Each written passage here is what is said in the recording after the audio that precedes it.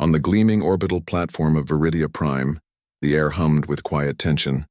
Representatives from over 200 star systems filled the grand concourse, a vast chamber of polished silver and soft blue light that curved around a central dais like the petals of a mechanical flower. This was the heart of the Galactic Council, and today marked the final day of what many hoped would be a historic peace summit. At the center of it all sat the human delegation, small in number but impossible to ignore. Their leader, Daniel Carter, leaned forward in his seat, fingers steepled, eyes fixed on the Vrathi ambassador across the table. Daniel was a man in his late 40s, with tired eyes and a quiet voice that carried more weight than most shouting. Beside him sat Lena Ruiz, his aide and closest advisor. She was younger, sharp-eyed and always watching, not just the speakers but the subtle shifts in body language, the flicker of alien expressions, the way silence sometimes spoke louder than words. For weeks they had sat through endless debates over the Keswick expanse, a stretch of space rich in rare minerals and stable wormholes. Both humanity's sole concord and the Vrathi hegemony claimed it, and neither side was willing to back down easily. The Council had pushed hard for compromise. The Orlani, tall and graceful beings with skin that shimmered like moonlight, believed peace was not just possible, but necessary. Their lead representative, Councillor Malus, had spent months shuttling between delegations, smoothing ruffled feathers, offering gentle reminders of the cost of war. The Cathari, pragmatic and data-driven, had presented dozens of territorial models, each one mathematically balanced but emotionally hollow. And through it all, the humans had listened, negotiated, and occasionally argued, but always stayed at the table. Until today. The morning session had started like any other. Soft chimes signaled the resumption of talks. The Vrathi ambassador, a towering figure encased in chitinous armor with 4 jointed arms and a voice like grinding stone, rose to speak. His name was Zorveth, and he had little patience for what he called human sentimentality. He dismissed the latest human proposal, a joint mining operation with shared oversight, as naive and beneath the dignity of the hegemony. Then with a slow, deliberate tilt of his head, he added, "Your species barely survived your own planet's collapse. You have no right to claim what stronger civilizations have earned through millennia of order." A ripple of discomfort passed through the chamber. Even the Cathari shifted in their seats. But Daniel didn't flinch. He simply looked at Zorveth, his expression unreadable. Lena placed a hand lightly on his forearm, a silent warning. She knew what that look meant. It was the same look he'd worn the day Earth Command had sent word of the first civilian freighter lost near Keswick, vanished without a distress call, its last transmission showing Vrathi patrol signatures. For days, Daniel had pushed for answers. He'd asked the Council to investigate. He'd requested access to neutral sensor logs. Each time he was met with delays, vague assurances, and polite deflections. Now, as Zorveth smirked behind his mandibles and the Orlani counselor offered a placating gesture, something inside Daniel snapped. He stood. The room fell silent. Even the ambient hum of the climate system seemed to pause. "We're done," Daniel said, his voice calm but firm. "This isn't peace. It's theater." Malus rose quickly. "Envoy Carter, please. This is not the time for rash decisions. Sit, let us speak." But Daniel was already stepping back from the table. "You've had weeks to speak. All you've done is let the Vrathi insult us while pretending to mediate. If the Council can't tell the difference between diplomacy and deception, then we have no business being here." Lena stood beside him, her tablet tucked under her arm, her face set in quiet resolve. She didn't argue. She didn't need to. She'd seen the intelligence reports. She knew Earth Command had stopped believing in this process days ago. One by one, the other human delegates rose and followed them out. Their footsteps echoed against the polished floor as they walked toward the exit, past stunned delegates who parted like water before a ship's bow. No one tried to stop them. No one even spoke. Outside the chamber, in the quiet corridor that led to the human shuttle bay, Lena finally exhaled. "That was final." Daniel nodded, his jaw tight. It had to be. They weren't listening. They never were. Back inside the grand concourse, confusion reigned. Zorveth let out a low, clicking laugh. "Let them go. They'll crawl back when their colonies burn." But Malus didn't smile. She stared at the empty chairs where the humans had sat. her long fingers trembling slightly. For the first time in her centuries of service, she felt doubt. Had they misjudged humanity? Had they mistaken their restraint for weakness, their patience for passivity? She turned to her aide, a young Orlani named Taylor. Pull all recent logs on Keswick traffic. Every freighter, every patrol, every aid shipment. I want to know exactly what's been moving through that sector and who authorized it. Taylor blinked. Counselor, are you suggesting? I'm suggesting we may have made a grave error, Mela said softly. Meanwhile, aboard the waiting shuttle, Aurora's Resolve, Daniel slumped into his seat as the engines powered up. Lena handed him a steaming cup of black coffee. Real earth beans, a luxury he rarely allowed himself. What now? She asked. Now, he said, staring out the viewport as Viridia Prime shrank behind them. We go home, and we prepare. He didn't say for what. He didn't need to. They both knew. The galaxy had just learned something about humanity it hadn't expected. And soon it would learn more. The shuttle broke orbit, its thrusters flaring as it turned toward the nearest jump gate. Behind it, the lights of the council station flickered like distant stars, beautiful, cold, and suddenly very far away. News of humanity's sudden exit from the peace talks spread faster than any ship could fly.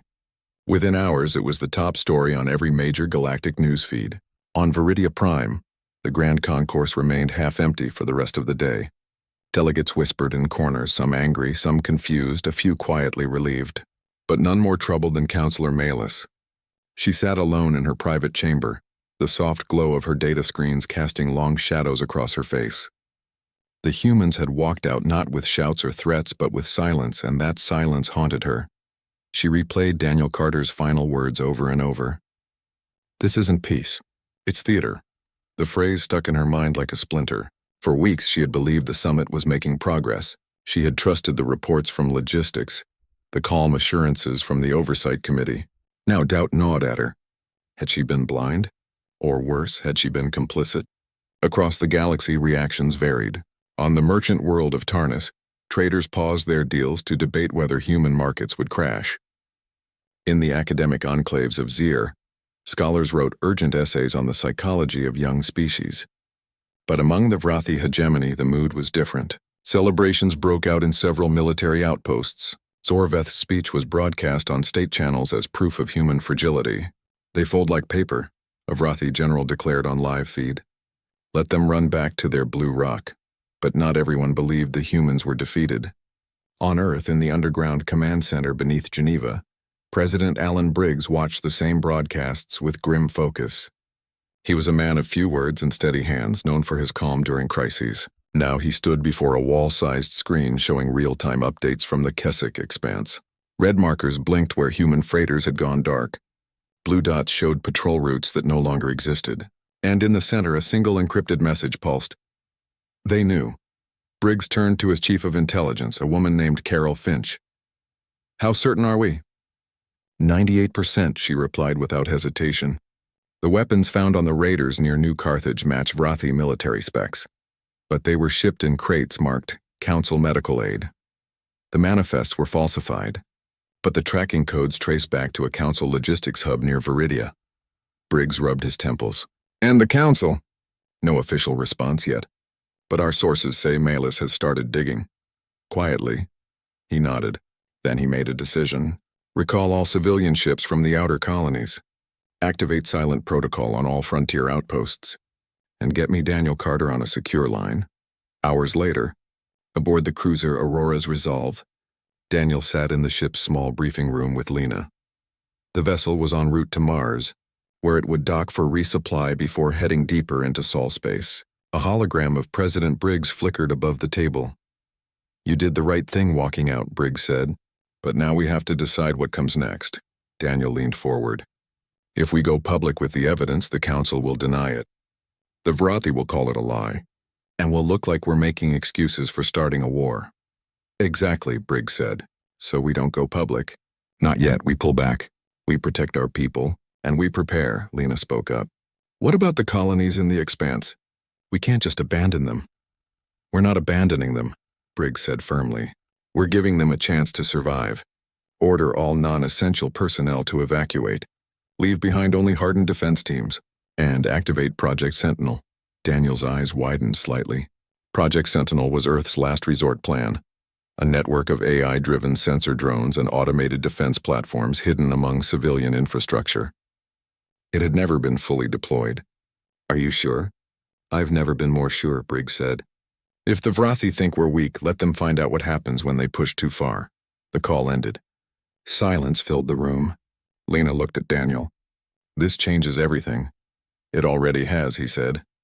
Back on Viridia Prime, Milas finally received the first piece of hard evidence.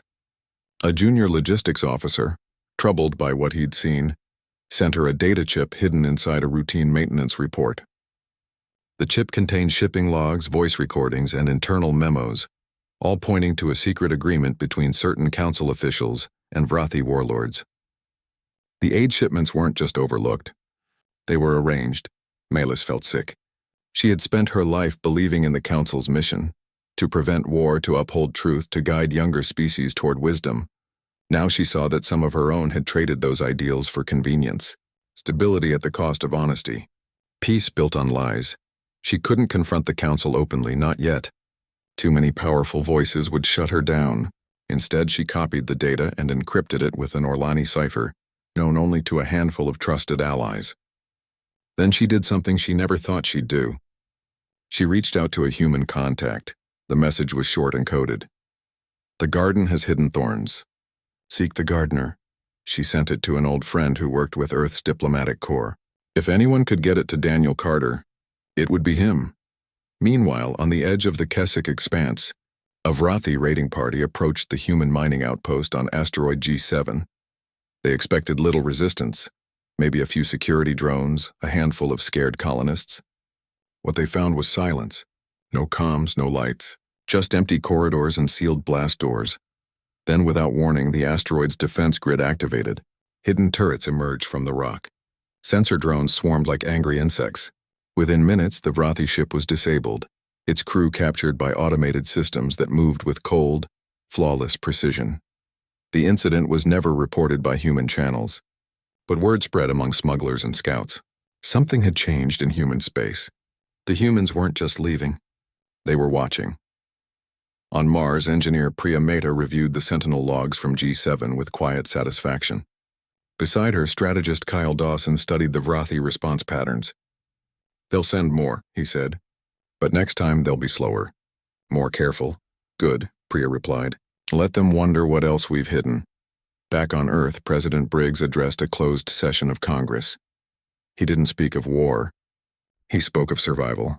We offered peace in good faith, he said. We were met with deception. Now we must protect our people, not with anger, but with readiness. Not with revenge, but with resolve. His words were broadcast only to human worlds, but somehow fragments leaked. On Viridia Prime, Milas heard them, and for the first time she understood. The humans hadn't abandoned peace. They had refused a false one. She looked out her window at the stars, wondering if it was too late to fix what had been broken. And deep in human space, Daniel Carter stared at the same stars, knowing that the real test was just beginning. In the months after the failed summit, the Keswick expanse became a place of shadows and sudden violence. What had once been a zone of tense but stable coexistence now crackled with danger. Vrathi raiders, emboldened by the belief that humanity had retreated in fear, struck again and again. They hit mining stations, supply depots, and even small civilian transports drifting between outposts. Each attack was swift, brutal, and meant to send a message. The humans were no longer welcome here. But something strange began to happen. The raids didn't go as planned. Time after time, Vrathi ships arrived expecting easy targets, only to find empty corridors, silent comms, and defenses that activated before they could even dock. On asteroid G7, as before, automated turrets tore through their hulls with uncanny accuracy. Near the gas giant Helios 9, a Vrathi scout vessel vanished after sending a single distorted message. They knew we were coming. The Vrathi High Command grew frustrated. War Matriarch Vexkara demanded answers. How can primitives with no fleet presence predict our every move? She hissed during a war council. Her generals offered theories, spies, traders, luck, but none fit the pattern. The humans weren't fighting back with ships or soldiers. They were fighting with silence, with machines, with something the Vrathi couldn't see. Unseen by the galaxy, that something was Project Sentinel, hidden inside cargo drones, buried beneath mining rigs, woven into the very power grids of frontier colonies. Sentinel's network watched, listened, and learned. It used civilian data, ship schedules, energy use, comms traffic, to build a living map of normal activity. Anything that broke the pattern, a ship arriving off schedule, a power spike in a dead zone, triggered an alert. And if the threat was confirmed, Sentinel responded without waiting for human orders. On Mars, in a secure lab buried beneath the Red Plains, Priya Mehta monitored the system from a curved console lined with soft blue lights. She was young, barely 30, with sharp eyes and a mind that saw patterns others missed. Beside her, Kyle Dawson paced slowly, his arms crossed. He was older, a former fleet officer turned strategist, with a calm voice and a habit of chewing on old styluses when he thought hard. "They hit Outpost Theta this morning," Kyle said, nodding at a flickering alert on the main screen. Sentinel flagged their approach 2 hours out, activated lockdown, rerouted power to shields, and jammed their comms. The Vrathi left after 10 minutes. "No shots fired," Priya smiled faintly. "They're learning to be afraid of nothing." "That's the point," Kyle said. "Fear of the unknown is stronger than fear of weapons." But they both knew Sentinel wasn't perfect. It needed data. It needed time. And it needed humans to stay hidden while it worked. That meant no big fleets, no public declarations, no heroic last stands, just quiet survival. And that was the hardest part for many back on Earth, who wanted to see their leaders strike back to prove humanity wasn't weak. Meanwhile, on Viridia Prime, Counselor Maelys moved carefully. She had received no reply to her coded message, but she hadn't expected one. What she did next was riskier. Using a trusted Orlani courier, a quiet botanist named Joran who traveled often to neutral trade hubs, she sent a small data crystal wrapped in living moss, a traditional Orlani method of secure delivery. Inside was everything she'd uncovered. Falsified manifests, voice logs of council officials accepting Vrathi bribes, timestamps matching the first raids. She didn't know if it would reach the humans. But she had to try. Weeks passed. The Vrathi grew bolder in their public statements, claiming the expanse was now cleansed of human weakness. But privately, their patrols slowed. Their scouts doubled back. Their commanders argued over whether to commit full warships or wait. That hesitation gave the human colonies precious time. Evacuation shuttles slipped away under cover of asteroid belts. Families packed what they could and left behind homes they'd built with their own hands.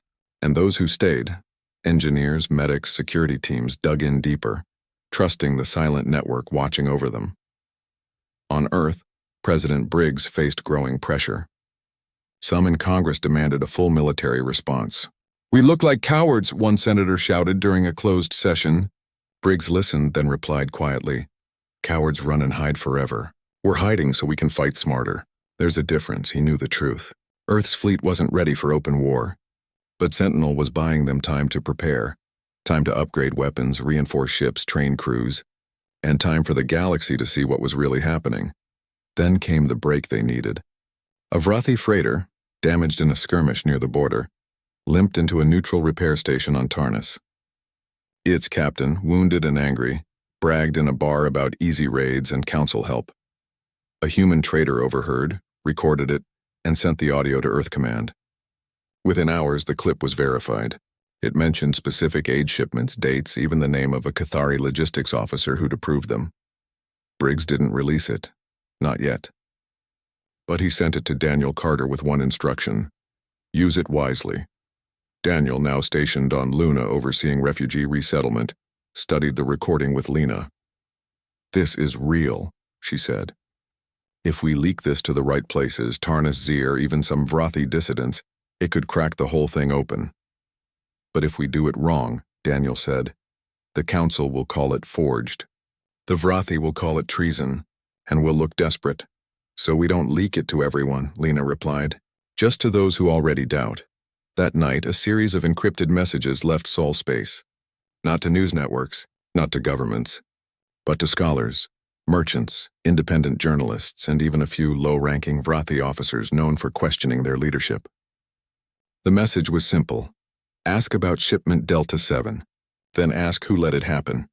Within days, questions began appearing in obscure forums. A Zir academic posted a timeline linking aid drops to raid patterns. A Tarnis trader published cargo logs showing impossible routes. And on Viridia Prime, Malus watched as her fellow counselors grew nervous. Whispers turned to arguments. Accusations flew behind closed doors. The Vrathi, sensing the shift, doubled down. Zorveth gave a fiery speech calling humanity sneaky vermin who poison truth with lies. But this time, fewer systems cheered. Some stayed silent. Others quietly recalled their own envoys from Viridia. And deep in human space, Priya and Kyle watched the data streams change. Vrathi movements grew erratic. Council patrols pulled back. The pressure on the colonies eased just a little. It wasn't peace, but it was breathing room. And for now, that was enough. The truth, once released, moved like a slow tide. It did not crash in a single wave, but seeped into every corner of the galaxy. Quiet at first, then impossible to ignore. The data Malus had sent, combined with the Vrathi captain's drunken confession and the careful leaks from human sources, began to connect in ways no one had planned. On Tarnis, a merchant named Eli Cho cross-referenced shipping logs from 3 neutral ports and found a pattern. Every time a Council humanitarian freighter passed through, Vrathi raiders struck within 48 hours. He posted his findings on a public trade board, thinking little of it. Within a day, scholars from Zir had verified his work. Within a week, protests erupted on 6 Council-aligned worlds. People were angry, not at humanity, but at the Council itself. How could an institution sworn to peace secretly arm one side in a conflict? How many lives had been lost because of lies wrapped in official seals? The question spread faster than any fleet could travel. Even among the Cathari, known for their cold logic, debates grew heated. A junior Cathari analyst named Rel published a full audit of aid shipments, showing that over 30% of medical supplies sent to the Expanse had never reached civilian hands. The report was dry, full of numbers, but its conclusion was clear. Deception had been systemic. On Viridia Prime, the council chamber became a storm of accusations. Malus stood at the center of it, calm but unyielding. She presented her evidence not as a weapon, but as a plea. "We built this council on trust," she said, her voice soft but carrying. "If we lose that, we lose everything." Some counselors called her a traitor. Others thanked her quietly in the halls. A few simply left, unable to face what they had ignored. Meanwhile, on Earth, President Briggs watched the chaos unfold with cautious hope. He knew this was the moment. Not to gloat, not to demand revenge, but to offer a new path. He called Daniel Carter and Lena Ruiz to Geneva for a private meeting. In a sunlit room overlooking Lake Geneva, Briggs laid out his plan. "We're going to speak to the whole galaxy," he said. "Not as victims, not as warriors, but as witnesses," Daniel frowned. "If we go public now, the Vrathi will say we fabricated everything." "Let them," Briggs said. "The truth doesn't need their approval." 2 days later, a message was broadcast on every open channel humanity could reach. It was not a declaration of war. It was not a list of demands.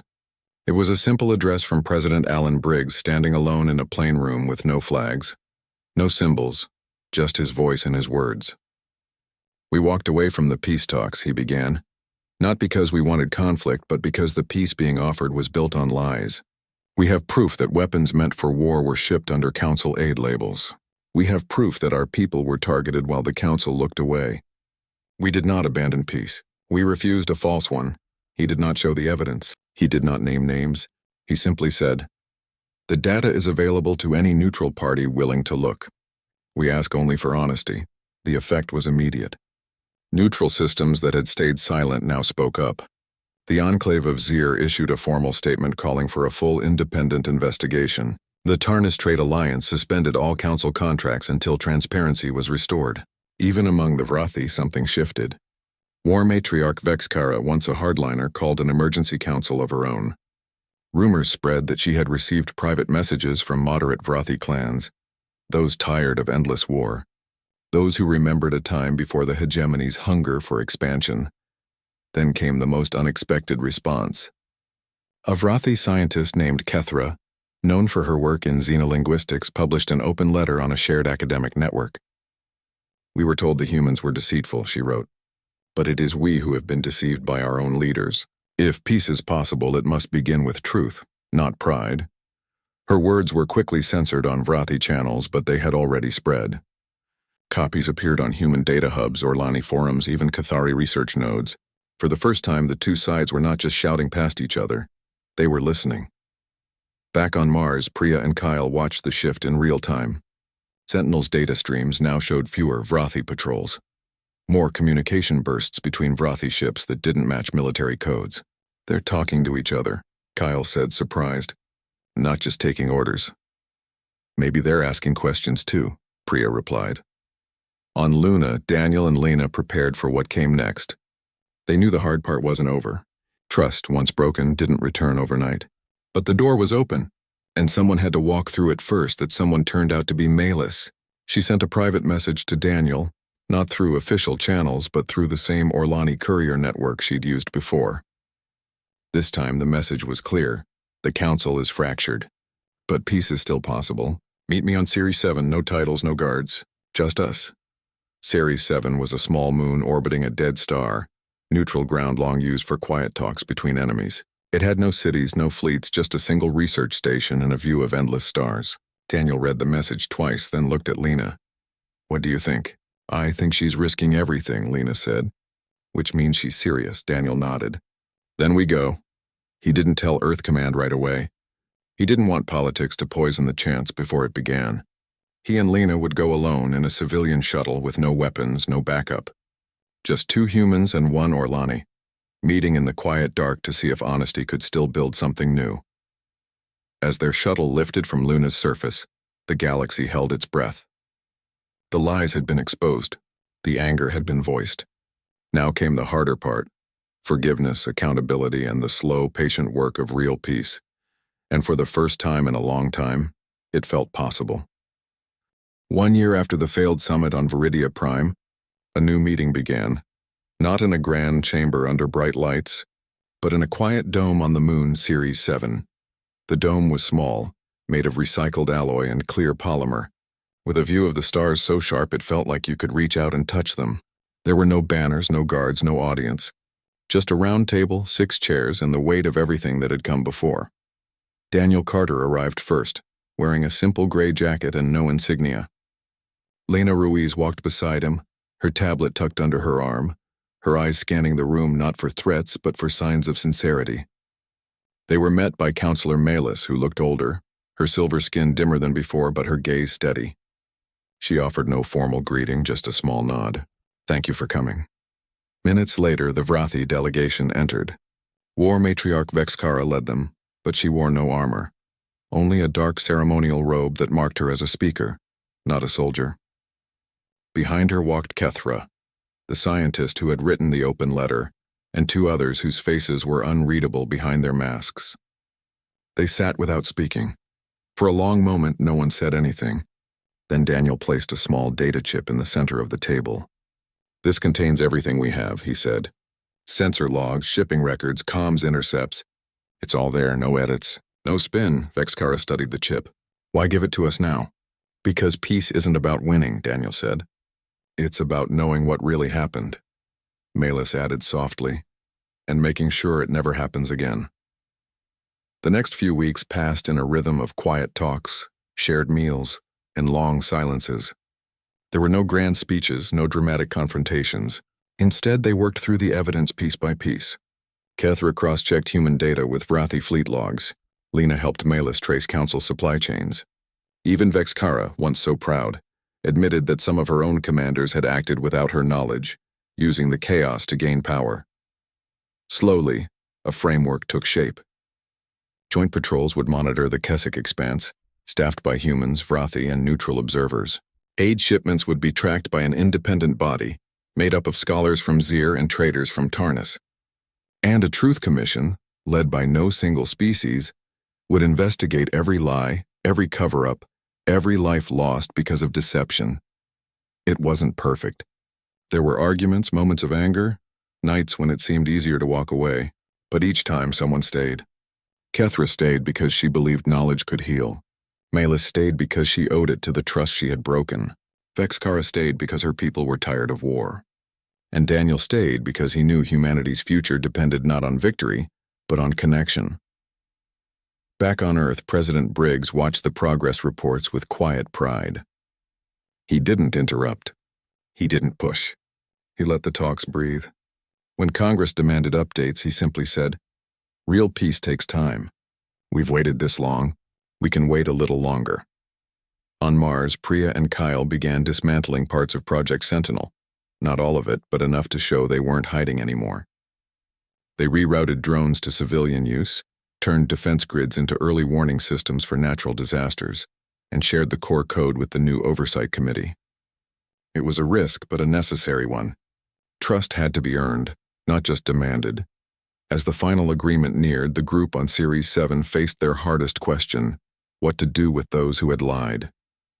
The council officials who approved the false shipments, the Vrathi warlords who ordered the raids, the human officers who had considered striking first, they agreed on one thing: punishment alone wouldn't fix anything. So instead of trials, they proposed public hearings, where every act would be named, every victim remembered, and every responsible party given a chance to speak. Not to excuse, but to explain, and to listen. The day the agreement was signed, no fanfare marked the moment.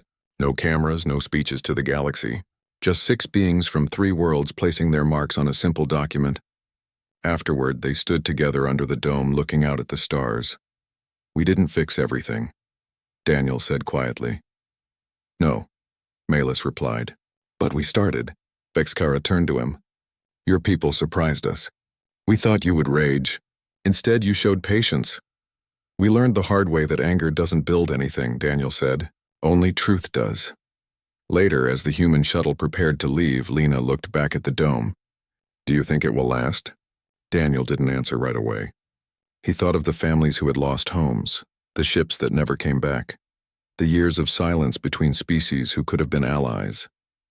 Then he thought of Kethra sharing tea with Malus, of Vexkara asking about Earth's oceans, of Priya teaching a Vrathi engineer how Sentinel's sensors worked.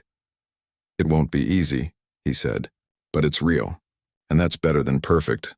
On Viridia Prime, the old council chamber sat empty most days now. The Galactic Council still existed, but its power had changed. It no longer spoke for everyone. Instead, it listened, and in that listening it began to heal. Far away on a quiet moon under endless stars, 6 chairs remained around a round table, empty but ready. Because peace wasn't a single moment. It was a choice made again and again by those willing to face the truth and build something new from the pieces left behind.